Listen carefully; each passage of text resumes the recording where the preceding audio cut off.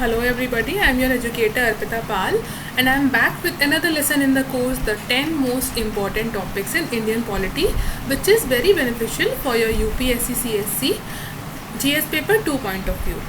But before beginning, I have an important announcement for you all. You can subscribe to our YouTube channel Arpita Sharma Classes if you want to have an analysis of important international organizations, practice the daily MCQs for your prelims preparation, strategy classes, polity classes, economics MCQ series and many more. You can press the bell icon and never miss an update. Also, Arpita Sharma ma'am is taking Live Plus courses on Unacademy Plus platform. So you can use the code SHARMA20 to get 10% discount and reap the benefits. Let's begin. Now today's topic is abolition of titles.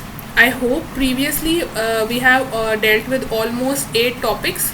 I hope you have gone through all of them because it will be very beneficial for you if you have already gone through them, so that you are in a particular rhythm, in a proper rhythm for this lesson as well. Though this is mentioned in the fundamental rights part, which we have already dealt with earlier, but this is also an important topic from prelims point of view, mains point of view and interview as well. In interview as well, you can be asked question regarding this topic, so that is very beneficial. So if you have not gone through the previous lessons, I would ask you to please go through them so that it is easier for you to understand this lesson as well. Though you won't face any much difficulty, but then also if you are already well aware of the previous lessons, it would help you here as well. So abolition of titles.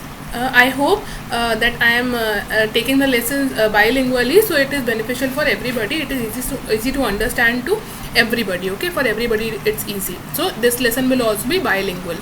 So abolition of titles की अगर बात करें, ये basically आता है article 18 में. अब article 18 तो आप सोचेंगे कि भाई ये तो फंडामेंटल राइट्स वाला पार्ट है. आर्टिकल 14 to 18 तो हम फंडामेंटल राइट्स में पढ़ते हैं, तो यहाँ पर ये क्यों आ गया, या फिर यही टॉपिक अलग से डिस्कस करने की ज़रूरत क्यों पड़ी? Because it is a very controversial and has been one of the most debatable topics. That is why we are dealing with this in this lesson. ना टाइटल्स क्या होते हैं? Titles are basically awards.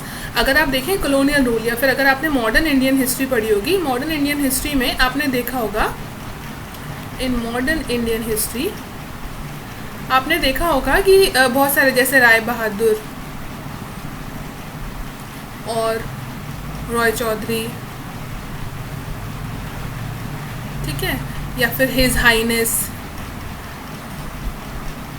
इस तरह के आपने title सुने होंगे. जब आपने मॉडर्न हिस्ट्री पढ़ी होगी तो आपने देखा होगा कि कुछ पर्टिकुलर जो प्रिंसली स्टेट्स थे, या फिर जो ऐसे एलीट लोग थे जिनको जो ब्रिटिश गवर्नमेंट है वो कहीं ना कहीं एक तरह से एक टाइटल देना चाहती थी, उनको इन नामों से बुलाया जाता था. So titles were basically awards which were given during the colonial rule. Colonial rule में जितने भी अवार्ड्स वगैरह दिए जाते थे, they were titles, and it is mentioned in article 18 of the Indian constitution, which was given to both citizens and aliens. ठीक है, alien citizens. अब ये तो आज भी अगर देखें तो सिटीजन्स एंड एलियंस की बात तो आप करंट सेंचुरी में कर रहे हैं, करंट पोस्ट इंडिपेंडेंट इंडिया में बात करें, and it is against the state. ठीक है, against the state this right is mentioned. So basically if we provide a gist, article 18 fundamental right against the state, मतलब ये राइट इंडिविजुअल के against आपको available नहीं है, not against individual but only against the state. ठीक है, ये right आपको इंडिविजुअल के नहीं, सिर्फ स्टेट के अगेंस्ट है, अगेंस्ट गिवन है. अब स्टेट क्या होता है, already explain many times before. So I hope you have dealt with the previous lesson. इसीलिए मैं आपसे कह रही थी कि अगर आप प्रीवियस लेसन पढ़ेंगे ना, आपके लिए कुछ डेफिनेशन बहुत ईजी हो जाएंगी समझने के लिए. अब ऑलरेडी हम स्टेट की डेफिनेशन क्या है आर्टिकल 12 के अंडर, वो हम ऑलरेडी प्रीवियस लेसन में 2-3 बार कर चुके हैं, 2-3 बार I have already explain. So I would ask you, I would request you to please go through the previous lesson first. ठीक है, तो आर्टिकल 18 में ये कहा गया है कि ये जो राइट है ये सिटीजन्स और एलियंस दोनों को मिलती है, which is available against the states. ठीक है, and it is a negative right. Why negative right? You must mention in the comment section as well. Pause the video, mention in the comment section why is it a negative right. So it is a negative right because it is against the state. State पर restriction लगा रही है. Duties और fundamental duties या directive principles जो होते हैं they are positive in nature, right, जबकि कुछ फंडामेंटल राइट्स भी होती हैं which are positive in nature. तो इसलिए अब क्योंकि ये जो राइट है वो स्टेट को रिस्ट्रिक्ट कर रही है, स्टेट के अगेंस्ट मिल रही है, that is why it is a negative right. Also it is not absolute but a relative right. Relative right मतलब it is not absolute in nature, मतलब ये नहीं कि परमानेंट हो गया कि ठीक है आप कुछ टाइटल्स नहीं दे सकते। कौन से टाइटल्स दे सकते हैं, कौन से अवार्ड दे सकते हैं, वो हम आगे डिस्कस करेंगे।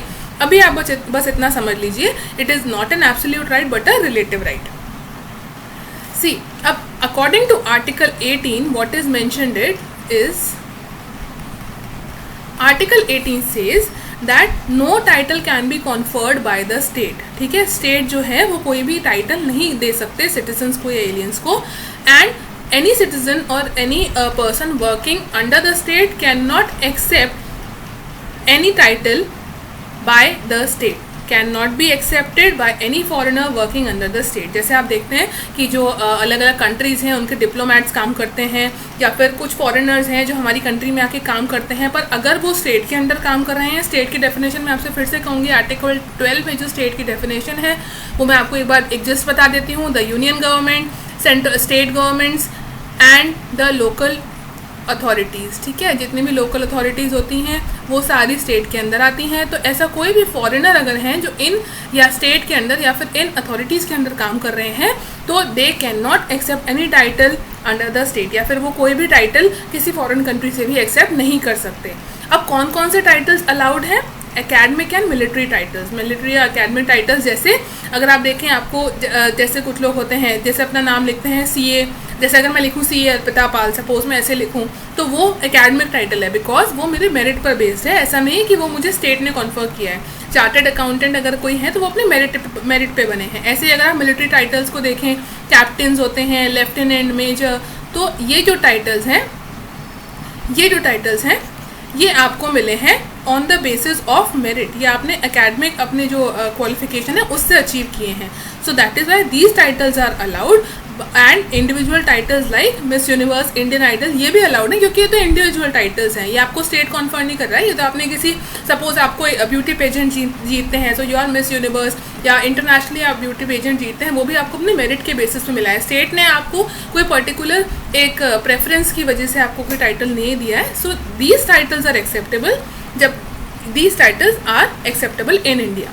अब एक कंट्रोवर्सी हुई थी 1954 में। क्या कंट्रोवर्सी हुई थी? ये कहा गया कि भारत रत्न जो है इट शुड बी अबॉलिश्ड। 1954 में कहा गया कि भारत रत्न जो है ये बेसिकली डिफ्रेंशिएट करता है लोगों के बीच में, और ये एक तरह से हो सकता है कि एनमिटी स्प्रेड करे, तो हमें ये जो टाइटल है भारत रत्न का वो अबॉलिश कर देना चाहिए because it is discriminatory in nature. ठीक है, तो क्योंकि ये डिस्क्रिमिनेटरी है इसलिए इसको अबॉलिश करना चाहिए।